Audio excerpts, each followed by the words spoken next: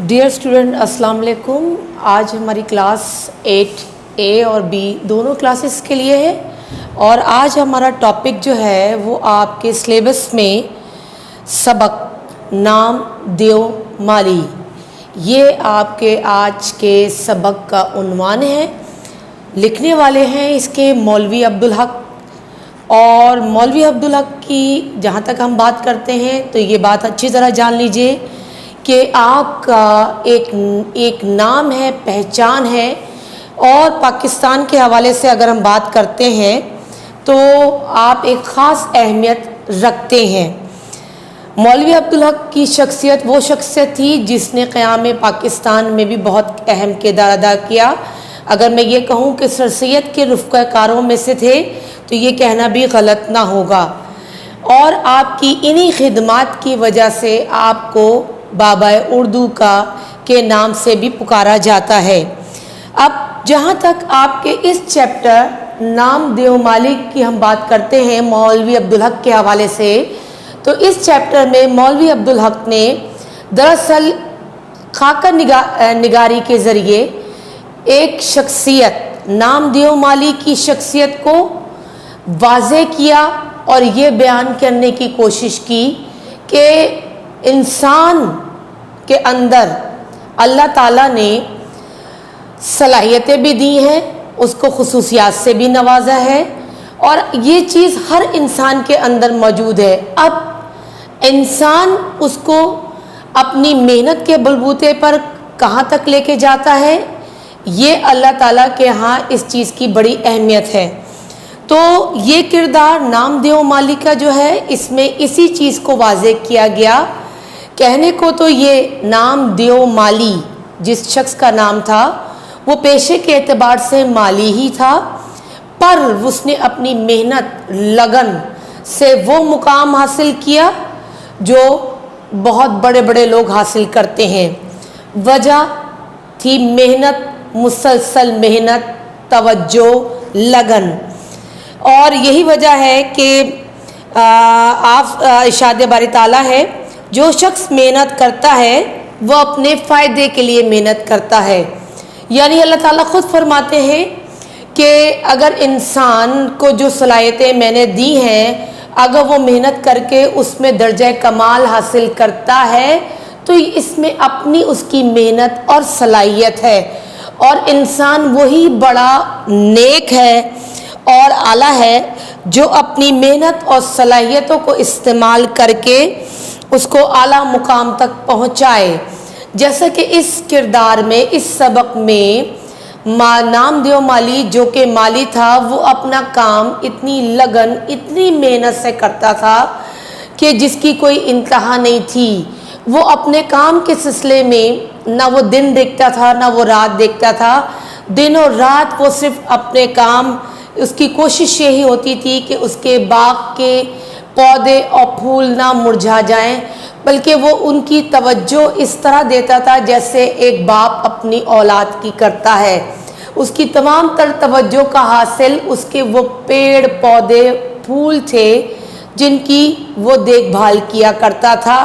हत्ता कि एक कुछ अरसे बाद जब पानी का भी मसला हुआ तो वो उस पानी की कमी को दूर करने के लिए खुद दूर से पानी जो है वो उठा के लाया, लेकिन उसने अपने पेड़ पौधों को मुरझाने नहीं दिया। अब जहाँ तक रही ये बात कि उसने अपने बिल्कुल बच्चों की तरह उनकी देखभाल की, इसके साथ साथ उसका किरदार ये भी था कि वो जो कुछ कमाता था अगर लोग उससे मांगते तो वो दूसरों के भी काम आता था। यानी कि जो कुछ वो कमा रहा था अपनी मेहनत के ज़रिए वो दूसरों की मदद में भी कर रहा था। तो ये चीज़ अल्लाह के यहाँ भी बहुत मकबूल है। फिर कुछ वक्त ऐसा आया कि उसकी जो है इसी देखभाल के नतीजे में जब वो अपने पेड़ पौधों की देखभाल कर रहा था तो एक वक्त ऐसा आया कि उस पर उसे पता ना चला और शहद की मक्खियों ने हमला किया, जिसकी वजह से उसकी मौत वाक़ई हुई। यानी काम के सिलसिले में वो इतना ज़्यादा सीरियस था कि वो किसी भी इस सिलसिले में कोताही बर्दाश्त नहीं कर सकता था, और यही वजह थी कि जो शख्स अपने काम में मुसलसल मेहनत करता है ईमानदारी के साथ, अल्लाह ताला के यहाँ वो नेकी बहुत मकबूल होती है। क्यों? इसलिए कि अल्लाह ताला फिर हमसे ही आखिरत में सवाल करेगा कि बंदे मैंने जो सलाहियत तुझे अता की थी, आया वो सलाहियत तूने इस्तेमाल की अपने भरपूर तरीके से? अगर की तो किस तरह की? ईमानदारी से की? और अगर की है तो अल्लाह के यहाँ ऐसे ही नेकी करने वालों के यहाँ बड़ा अजर और सवाब है, जिस तरह नामदेव माली के किरदार की सूरत में हमें नज़र आया इस सबक में। कहने को तो ये सबक एक माली के किरदार की सूरत में हमें पढ़ने को मिला, लेकिन हमें इसमें ये सबक मिला कि मेहनत करके रोज़ी कमाने वाला अल्लाह ताला का दोस्त है। यानी ये जो शख्स मेहनत करता है ईमानदारी के साथ और उसका सिला और अजर की तवक्को बंदों से नहीं करता बल्कि अल्लाह से करता है, तो अल्लाह के उसका बड़ा ही अजर व सवाब है। तो यही मैसेज, यही पैगाम मौलवी अब्दुल हक ने अपने वक्त के लोगों को दिया, मुसलमानों को दिया, और यही समझाने की कोशिश की इस सबक के ज़रिए कि इंसान बंदा अपनी पूरी मेहनत करे, पूरी कोशिश करे ईमानदारी के साथ, और सिले की तवक्को दूसरों से ना करता हुआ सिर्फ अल्लाह से लगाए, तो अल्लाह के यहाँ उसका बड़ा ही अजर व सवाब है। अब ये चीज़ जब हमें समझ में आती है तो ये बात भी जान लीजिए, किसी ने क्या खूब कहा है कि तकदीर के पाबंद नबातात और जमादात, मोमिन फ़कत अहकाम इलाही का है पाबंद, कि इंसान अपनी तकदीर के हवाले से, चाहे वो इंसान हो या चरिंद परिंद हो, पौधे हों, सब किसके पाबंद हैं? अल्लाह ताला के अहकाम के। इसी तरह इंसान मोमिन जो है वो भी सिर्फ किसका पाबंद है? अल्लाह ताला के अहकामात का, कि जो अल्लाह ताला के अहकामात हैं अगर उसके मुताबिक इंसान अपनी ज़िंदगी गुजारता है तो वही इंसान दुनिया और आखिरत में कामयाब है।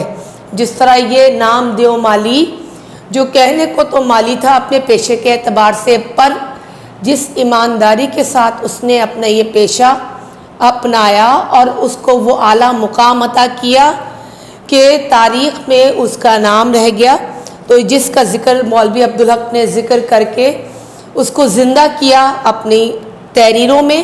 तो ये बात याद रखिएगा कि मेहनत कभी रायगा नहीं जाती। इंसान अपनी पूरी मेहनत करे और सिले की तवक्को अल्लाह से करे तो अल्लाह ताला उसको न सिर्फ दुनिया में नवाजता है बल्कि आखिरत में भी उसका अजर व सवाब बहुत ज़्यादा है।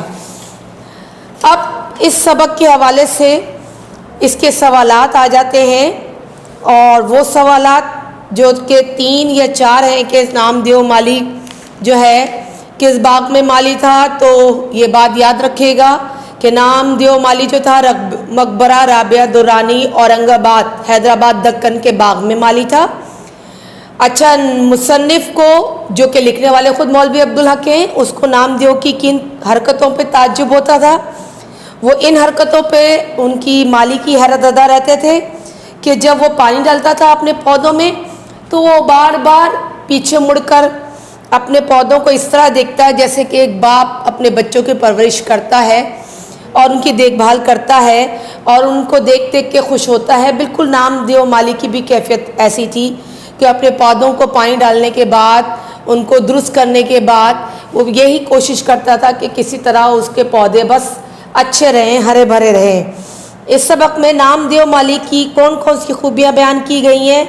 सादगी और उसका भोलापन और हर वक्त उसके चेहरे पर मुस्कुराहट का होना, हर किसी से झुक कर मिलना और गरीबों के काम आना। तो ये सब चीज़ें उसकी क्या थीं? उसकी किरदार की खुसूसियात थीं। फिर है पानी की किल्लत बढ़ी तो नामदेव ने क्या किया? मैंने आपको अभी बताया कि जब पानी की किल्लत बढ़ी तो एक वक्त ऐसा भी आया कि वो खुद घड़ों में पानी भर भर के दूर से लाया और अपने पेड़ पौधों को मुरझाने नहीं दिया। नामदेव को बच्चों के इलाज में किस तरह महारत हासिल हुई? तो वो इस तरह हुई कि जिस तरह वो अपने पौधों की नशोनुमा करता था, उनकी देखभाल करता था। तो आपको पता है कि पौधों के साथ साथ जड़ी बूटियाँ भी उगती हैं, हो जाती हैं। तो तो उससे जड़ी बूटियों की शनाख्त हो गई थी, पहचान हो गई थी। इस तरह वो बच्चों का इलाज भी कर देता था। अब इसके अलावा इसके सही और गलत के निशानात पर निशान लगाने थे, दुरुस्त जुमलों की तशरीहात थी, खाली जगह थी, और इसका है नसर पारा। तो ये काम मैं आपको इंशाअल्लाह ताला जो है वो पिक्चर भेज दूंगी, और आप बेटा एक ही बार मुझसे वो जो भी प्रॉब्लम हो, आपको पिक्चर अगर साफ़ नहीं आ रही पहली दफ़ा में ही, तो आप मुझसे पूछ लीजिए, परेशान मत हुआ करें, तो मैं आपको दोबारा रीसेंड कर दूंगी इंशाल्लाह। लेकिन कोशिश किया करें पढ़ने की और समझने की, और किताब भी खोला करें साथ साथ। जब लेक्चर मैं देती हूँ तो किताब भी खोलकर पढ़ा करें और समझा करें। जब तक आप किताब नहीं खोलेंगे चैप्टर आपके समझ में आना मुश्किल है। तो किताबें खोलना ज़रूरी है। जो चैप्टर आपको मैं पढ़ाऊँ समझाऊँ तो किताब सामने खोल के रखें और उसको रीडिंग भी किया करें। ओके स्टूडेंट, अब ये चैप्टर तो मेरा ख़त्म हुआ। इंशाल्लाह ताला फिर नेक्स्ट उसमें मुलाकात होगी। अल्लाह हाफिज़।